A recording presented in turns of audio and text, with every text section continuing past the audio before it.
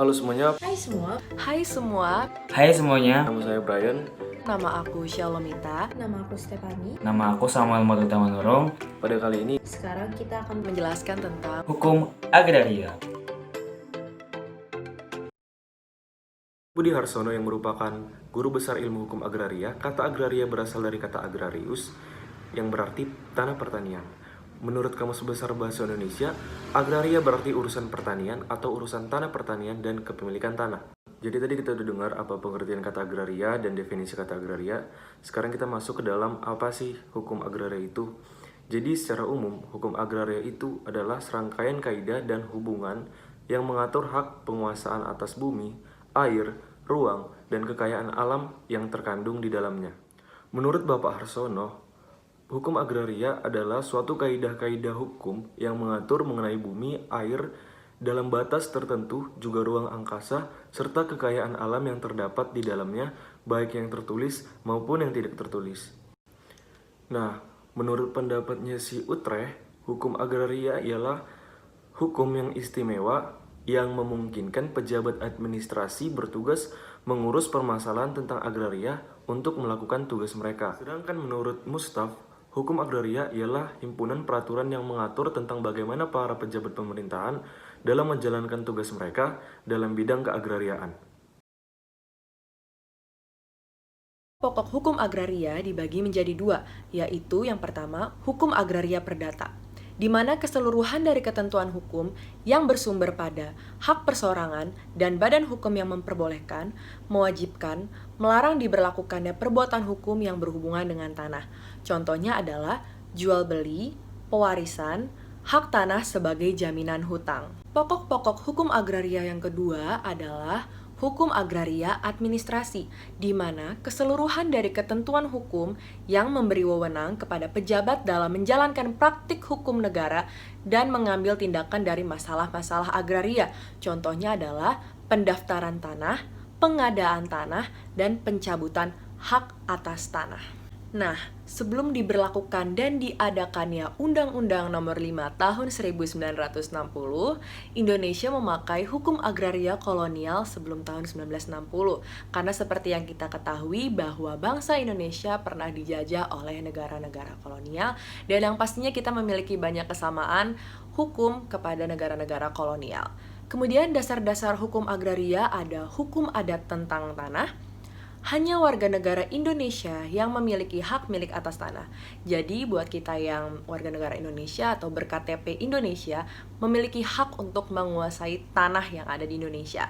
Kemudian menjamin seluruh rakyat Indonesia melaksanakan ketentuan pasal 33 Undang-Undang Dasar 1945, memenuhi kepentingan agraria bagi masyarakat Indonesia. Tujuan hukum agraria ini dibagi menjadi tiga, yaitu yang pertama, tujuan hukum agraria itu untuk meletakkan dasar-dasar bagi penyusunan hukum agraria nasional yang merupakan alat untuk membawa kemakmuran, kebahagiaan, dan keadilan bagi negara dan rakyat, terutama rakyat tani dalam rangka masyarakat adil dan makmur. Terus di tujuan yang kedua yaitu untuk bisa meletakkan dasar-dasar untuk mengadakan kesatuan dan kesederhanaan dalam hukum pertanahan. Terus kita masuk ke bagian tujuan yang terakhir dari hukum agraria, yaitu tujuannya untuk bisa meletakkan dasar-dasar untuk memberikan kepastian hukum mengenai hak atas tanah bagi rakyat seluruhnya. Nah teman-teman, sekarang kita akan masuk ke bagian dari asas-asas dari hukum agraria. Nah di hukum agraria ini teman-teman itu ada 5 ya. Yang pertama yaitu asas hak menguasai negara, yang kedua asas nasionalitas, yang ketiga asas hak atas tanah yang mempunyai sosial, terus yang keempat itu asas persamaan, yang kelima asas mengerjakan sendiri tanah pertanian secara aktif. Nah teman-teman, tadi kan sudah dijelaskan tuh ada 5 asas dari hukum agraria. Nah di sini aku akan menjelaskan masing-masing dari asas-asas ini, yaitu kita mulai dari yang pertama, yaitu asas hak menguasai negara. Asas ini mengatakan bahwa sebagai organisasi kekuasaan tertinggi, negara itu diberi wewenang untuk mengatur permukaan tanah atau berkewajiban untuk mengatur tanah serta pemberian tanah. Namun dalam hal ini negara bukan sebagai pemilik tanah.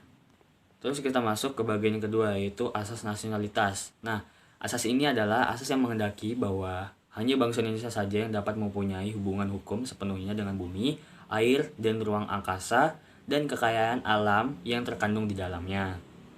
Nah, kita masuk lagi ke asas yang ketiga, yaitu asas hak atas tanah yang mempunyai sosial.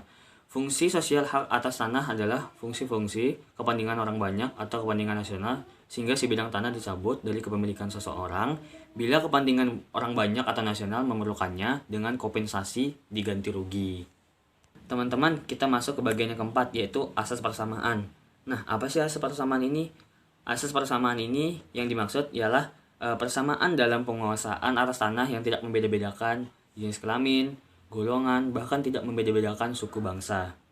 Nah, teman-teman, kita masuk bagian yang terakhir, yaitu asas mengerjakan sendiri tanah pertanian secara aktif. Nah, asas ini menuntut pemiliknya harus tinggal tidak jauh dari letak tanah pertaniannya agar bisa dikelola secara efektif. Nah, sebagai contoh itu ayah saya sendiri mempunyai suatu kebun tanah yang dimana di situ dia menanam kelapa sawit dan rumah kami tidak jauh dari kebun itu. Ya, berkisar jarak sekitar 10 km lah dari situ. Nah, itu agar bisa ayah saya bisa mengelola perkebunan kelapa sawit itu secara efektif dan bisa menghasilkan buah kelapa sawit yang mempunyai nilai kualitas yang sangat-sangat terjamin. Begitu, teman-teman. Kita lanjut ke bagian berikutnya ya. Yang pertama ada hak penguasaan atas tanah. Penguasaan dalam arti yuridis adalah penguasaan yang dilandasi hak yang dilindungi oleh hukum dan pada umumnya memberi kewenangan kepada pemegang hak menguasai secara fisik tanah yang dimilikinya. Pengaturan hak-hak penguasaan atas tanah dalam hukum dibagi menjadi dua, yaitu yang pertama ada hak penguasaan atas tanah sebagai lembaga hukum, dan yang terakhir ada hak penguasaan atas tanah sebagai lembaga hukum yang konkret. Kedua, ada hak ulayat masyarakat hukum adat. Hak ulayat masyarakat hukum adat adalah serangkaian wewenang dan kewajiban suatu masyarakat hukum adat yang berhubungan dengan tanah yang terletak dalam lingkungan wilayahnya. Yang ketiga, ada hak-hak atas tanah. Hak-hak atas tanah adalah hak yang memberi wewenang kepada pemegang haknya untuk menggunakan tanah atau mengambil manfaat dari tanah yang dimilikinya.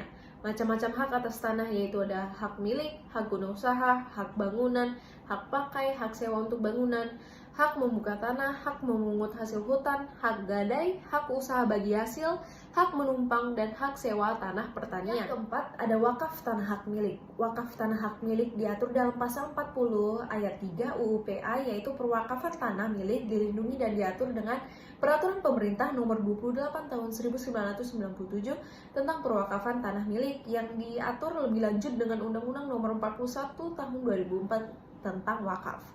Wakaf tanah hak milik adalah hak penguasaan atas tanah bekas. Tanah hak milik yang oleh pemiliknya bisa seseorang atau badan hukum dipisahkan dari harta kekayaannya dan melembagakannya untuk selama-lamanya guna kepentingan peribadatan atau keperluan umum lainnya sesuai dengan ajaran agama Islam. Kelima, ada hak tanggungan. Menurut Budi Harsono, hak tanggungan merupakan hak penguasaan atas tanah yang memberikan kewenangan kepada kreditor tertentu untuk menjual lelang bidang tanah tertentu yang dijadikan jaminan bagi pelunasan piutang tertentu. Yang keenam, ada hak milik atas satuan rumah susun. Secara implisit, hak milik atas satuan rumah susun diatur dalam pasal 4 ayat 1 UU PA, yaitu hak atas tanah dapat diberikan kepada sekelompok orang secara bersama-sama dengan orang lain dalam rangka memberikan jaminan kepastian hukum dalam pemilikan satuan rumah susun. Diterbitkan tanda bukti hak berupa sertifikat hak milik atas satuan rumah susun menurut pasal 9 ayat 2 Undang-Undang Nomor 16 Tahun 1985 sebagaimana diubah dengan Undang-Undang Nomor 20 Tahun 2011 yang terdiri atas. Yang pertama ada salinan buku tanah dan surat ukur atas hak tanah bersama menurut ketentuan peraturan pemerintah sebagaimana yang dimaksud dalam pasal 19 UU PA. Yang kedua, ada gambar denah tingkat rumah susun bersangkutan yang menunjukkan satuan rumah susun yang dimiliki. Yang ketiga, ada pretelan mengenai besarnya bagian hak atas bagian bersama, benda bersama, dan tanda bersama yang bersangkutan. 7. Ada hak-hak agraria menurut Undang-Undang Nomor 5 Tahun 1960. Yang pertama, hak atas tanah. Hak atas tanah menurut pasal 16 ayat 1 UU PA dibagi menjadi yang pertama ada hak milik, hak guna usaha, hak guna bangunan, hak pakai, hak sewa, hak membuka tanah, hak memungut hasil, dan hak-hak lain yang diatur dalam pasal 53 UU PA Di antara lain ada hak gadai, hak usaha bagi hasil, hak menumpang, dan hak sewa pertanian. Demikian dari saya, terima kasih. Kalau ada jarum yang patah, Jangan disimpan dalam peti, Bila ada kata yang salah, jangan disimpan dalam hati. Oke teman-teman, sekian dari video kami. Jangan lupa di like, komen, dan share video kita. Terima kasih.